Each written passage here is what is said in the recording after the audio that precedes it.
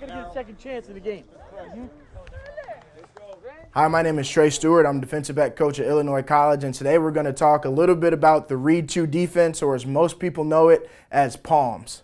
So when we start with our coverage, we're first going to start with our Sam linebacker calling out our strength so we know where to line up. So in this case, he's always going to go to the field. That's his most base rule. Of course, there's rules to go against everything, but at his base core, he's always going to go to the field. So in this case, he'd give a Louis call from the defensive perspective.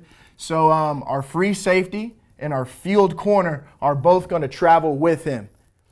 On the opposite side, we'll have our boundary corner, strong safety. There we go, easy enough. So as we start talking about the specifics, we'll start with the corners, starting with the field corner. I line both corners up, especially at the start of camp, right at about 7 yards off and 1 yard inside leverage. So that's where their read's going to be. In my opinion, that's the easiest way for them to read through the number 2 receiver to the quarterback. So as they get more confident and they get better at running the coverage, we can maybe creep them up to 5 yards or maybe even creep them back and let them get more of a flat foot read. So as they begin, the field corner will do what we call a step and gather for his read step. So we don't want a pure shuffle because I don't want his feet off of the ground. I always want him ready to trigger up on shorter routes. So he'll take 2 what we call step and gather steps, which is simply stepping and gathering your feet and stepping and gathering your feet, doing it twice at a pretty high rate of speed because there are going to be guys pushing you vertically at the time. So that is going to be the technique for the field corner and the boundary corner. So now, where are his eyes? Those are his steps. Where are his eyes? His eyes are going to be here on the number 2 receiver, reading his route and his release. So what we declare as a vertical threat is anything past linebacker depth. We're not going to say it's going to be right at 6 yards or right at 5 yards. As this backer begins to reroute, now we know as he pushes past that guy, it is now a vertical. So his eyes are on here, knowing that if 2 goes vertical, the safety will take care of him. All he has to do is take care of 1. Same exact thing over here. 2 pushes vertical after the will gives him a reroute. He knows he has to take care of this receiver man-to-man now, okay? So, when we talk about technique and eyes, we're going to start him low and a tilt. So his butt is going to be to the sideline while he's taking the step and gather steps. So he'll step and gather and step and gather. So now we'll start to talk a little bit of the concepts he'll see from his perspective. The most basic is going to be the bench concept. So he'll get the out route. When he gets the out route, now he knows this is where his eyes are going. So now he's going to read the quarterback, which we call front shoulder intentions. And as the quarterback turns his shoulder to face the out route, now he knows he can trigger up. If he doesn't get the front shoulder intentions at that time, there's no point of him flying up here for no reason. Now, if it's something where guys are starting to hit us quick and we've got to get there now, we can take care of that. But what he's going to be doing, which will segue me into the safeties, is he's going to be waiting for an up call from this guy. Now, everybody knows when 2 goes out, most of the time, 1's either coming back in or pushing vertical. So the safety's job, he's going to first line up inside leverage of the number 2 receiver about 10 yards off the ball. He's not going to be crouched as low as this guy, and his read steps aren't going to be as deliberate. I call it a read 3 BP. So he's just going to get slow, not fast back pedal steps, but he's going to start getting into his pedal to protect the vertical, because at the end of the day, he's the guy who's going to be taking the vertical route no matter which guy it is. So his rule here is, first off, he always maintains inside leverage. So even if this receiver is starting to stem inside, but he's still pushing us vertical, he needs to weave for inside leverage so he can't think the backer's going to pass it off and then the backer pushes right past him.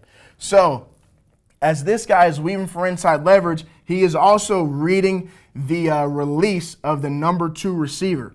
So as I said, number 2 receiver pushes out, number 1 receiver pushes vertical. He knows as soon as this guy breaks his route, truly breaks his route underneath linebacker depth, it is no longer a vertical. His eyes have got to go here, knowing that this guy's probably going to be the vertical threat.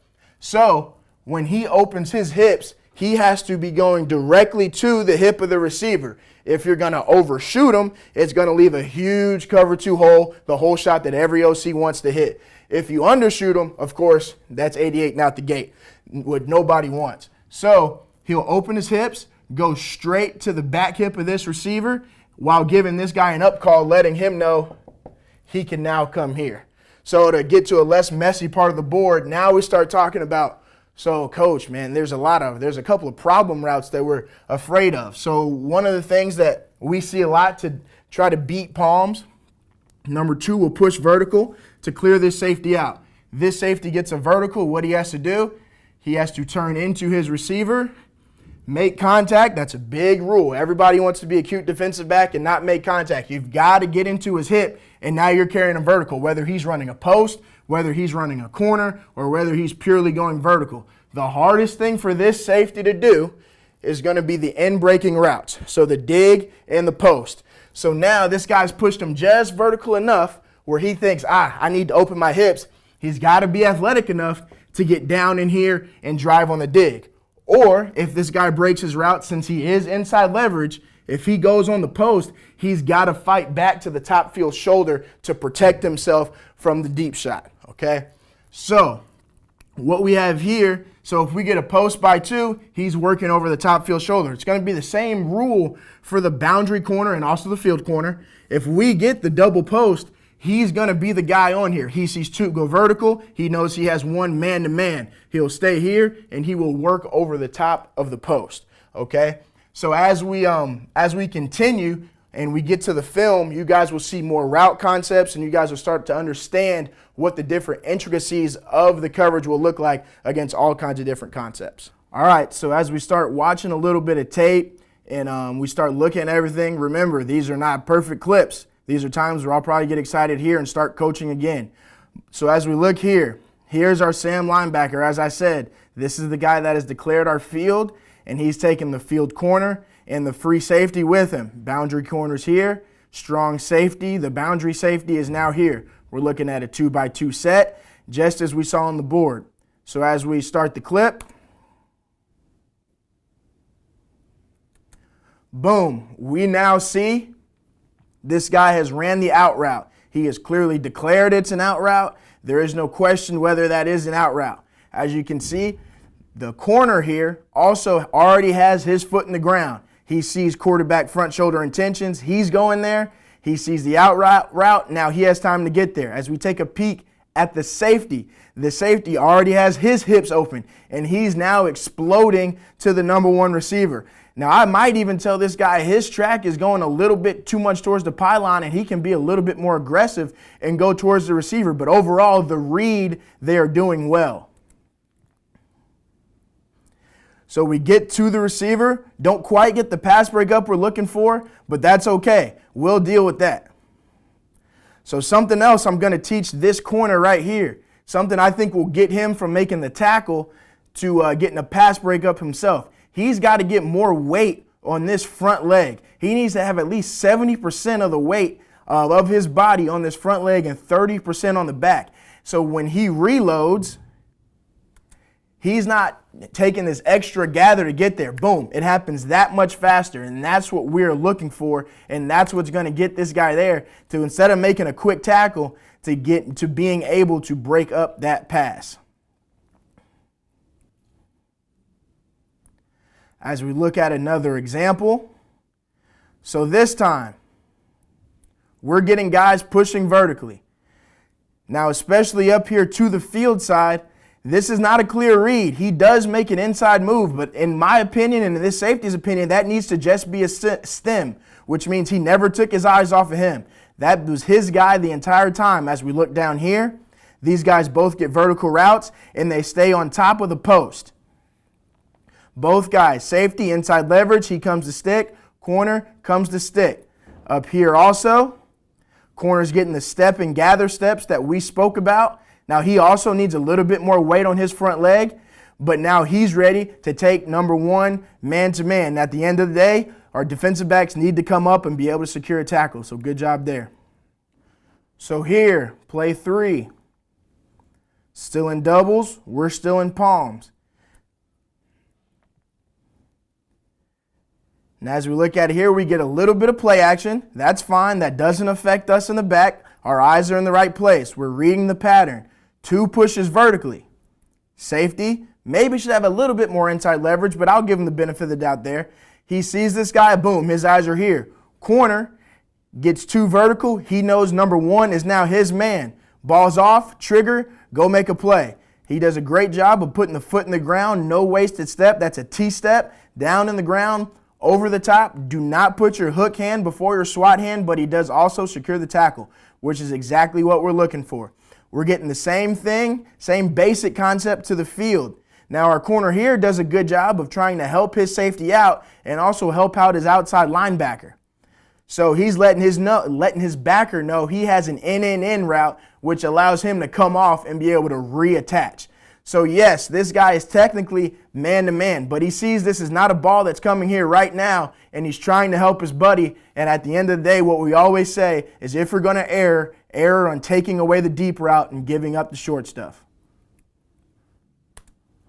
All right, so here, what we have, same basic look. Now something that everybody's afraid of when you're in basically a 4-high look. Yes, it's a read 2 coverage, but it's truly a 4-high look. So the thing that people are afraid of, the thing that people worry about is screens. So this is a time where the guy's doing a way better job of getting the weight on his front leg and having the opportunity to put that back leg in the ground and get downhill now.